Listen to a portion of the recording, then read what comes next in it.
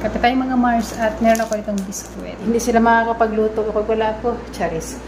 Kain tayo mga Mars. Bismillah.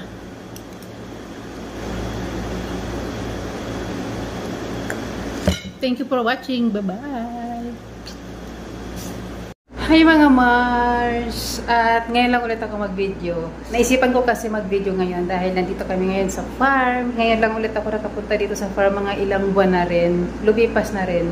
Hindi ko alam ilang buwan, isang buwan, 2 buwan ngayon. Nilinis namin ito ni Inay yung kusina. Ayan o, may ligpirin pa nga ako. At ngayon ay magkakape ako, so mainit na yung aking tubig dyan. At ako nga lang pala dito at saka yung 2 kambal, yung Inay ko saka yung kambal niya. So may isa pa siyang kapatid na pupunta dito. Magluluto ako ng macarona. Macarona yung tawag nila dito. Macarona with chicken. Hindi sila makakapagluto kapag wala ako. Charis. So sinama nga ako kasi nga ako ay magluluto mamaya ng kanilang hapunan nila yun. So ngayon nga ay masaya ako kasi nakatapos ako ng paglilinis dito. So yung ref, ayan, yung ref na yan, ang loob niyan ay lilinisan ko pa kasi gusto ko magkape. So hininto ko muna. Kaya ayan, pagkatapos ko timpla ng kape, lilinisin ko yung ref na yan. So, ngayon ay mainit na yung aking tubig. Kape tayo mga Mars at meron ako itong biskuit. Mga Mars, ang cute. Hi mga Mars, magsisimula na tayo magluto. So ito, islice ko lang ito ng mga maliit-liit lang kasi isasahog natin to sa ating macarona.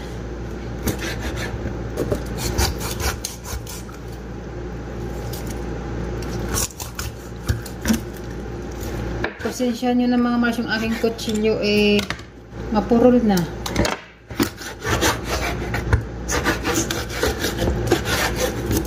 Okay. Pag-track oras, dinadaan na. At ito mga Mars, yung paglilinis ko ng manok ay nilalagyan ko siya ng asin tsaka suka. Lagyan ko lang ng suka, asin,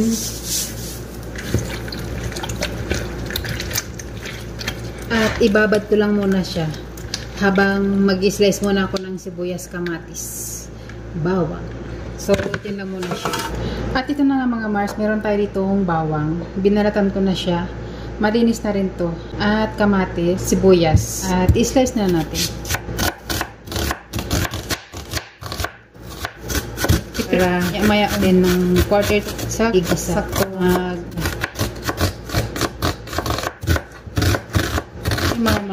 Hindi ako kasi gamit iram, hindi ginabit. Gamit na ito pang babila. Pag siya dito, ako siya. Hanap ako ng pagluluto.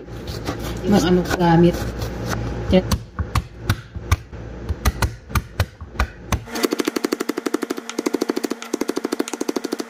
Ganyan lang mga Mars. At ito na mga Mars, nilipat ko lang sa plato yung ating kamatis, bawang sa kasibuyas. Kasi nga, mayroon pa akong gagawin. Ang susunod naman natin gagawin ay mag-i-slice ako ng salata nila. So, which is salad nila dito. Salata yung tawag nila. Ngayon, meron ako ditong carrots. At meron akong pipino. Siguro, uubusin ko itong slice yung pipino. At isasabayan natin ang kamatis.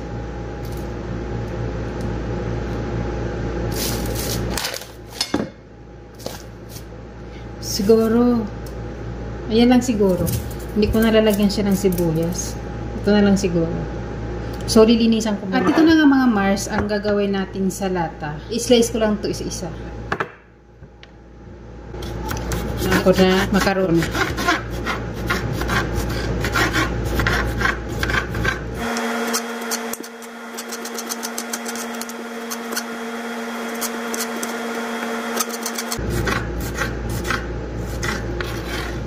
At isusunod natin yung kamatis. Dinagdagan ko lang 1 piraso para dumami yung kamatis.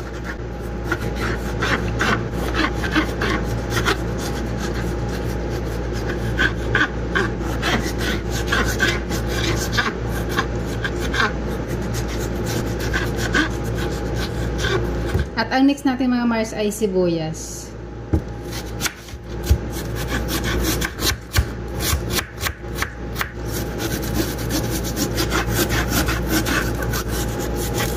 At ngayon nga mga Mars ay gagayat tayo ng carrots. So gagayatin ko lang yung carrots para hindi siya matigas pag kinain. Mas matigas kasi ito kaysa doon sa pipino. Gagayatin ko na yung ganyan.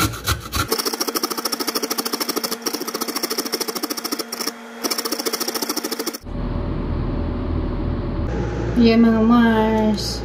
Tapos na. At ito na mga Mars yung ating ginayat. Eh, alam nyo ba mga Mars? 3 lang silang kakain nito sa lata. Tapos yung pipino, kamatis, carrots, saka nilagyan ko ng sibuyas kasi gusto nila na may sibuyas yung sa lata. So tapos na to, ilalagay ko muna to siya sa ref. So pag kumain na sila mamaya, imimix ko to, lalagyan ko to ng panlasa, syempre, lemon, olive oil, asin, at paminta. So, for now, ilalagay ko muna to sa loob ng ref.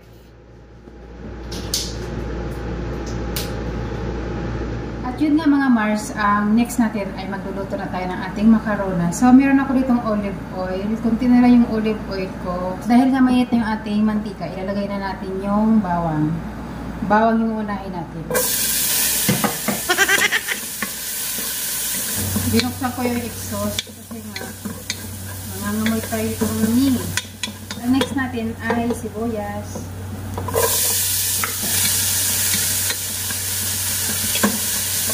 Ito muna yung ininex ko bago yung kamatis. Pag nagmantika na to, ilalagay ko na yung kamatis.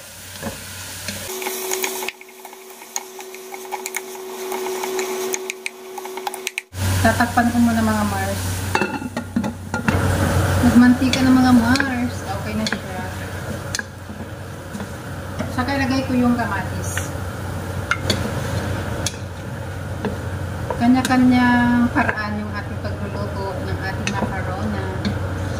Tatakpan ko ulit mga Mars.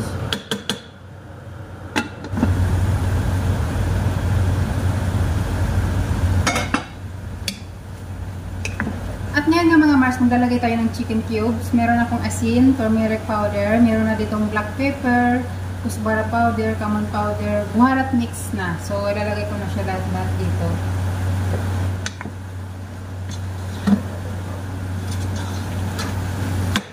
At ngayon nga mga Mars, ay maglalagay tayo ng tomato paste. Ayan mga Mars, tomato paste.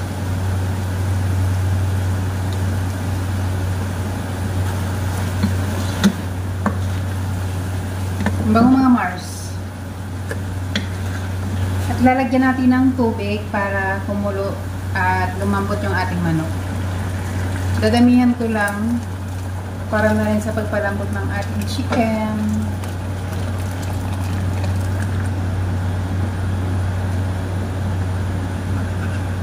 At tatakpan natin mga Mars para kumulo at lumambot yung chicken.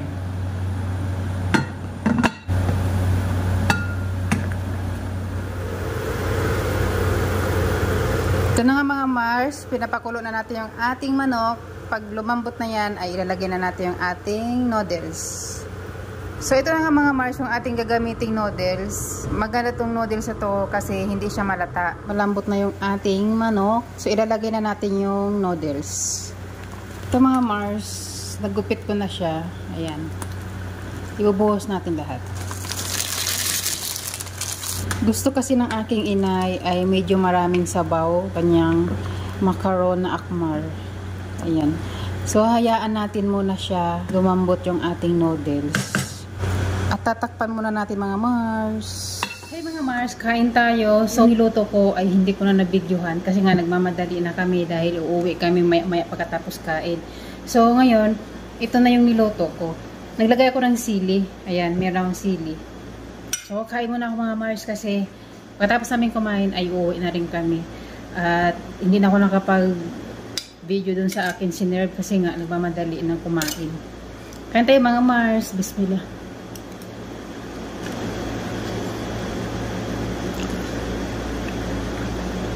Sili.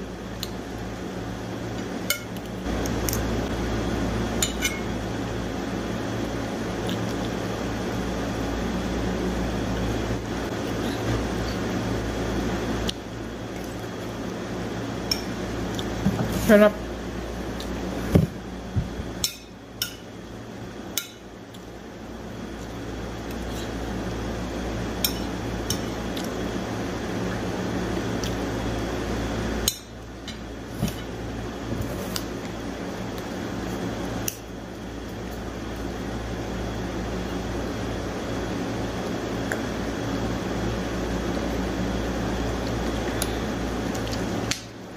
Thank you for watching. Bye-bye.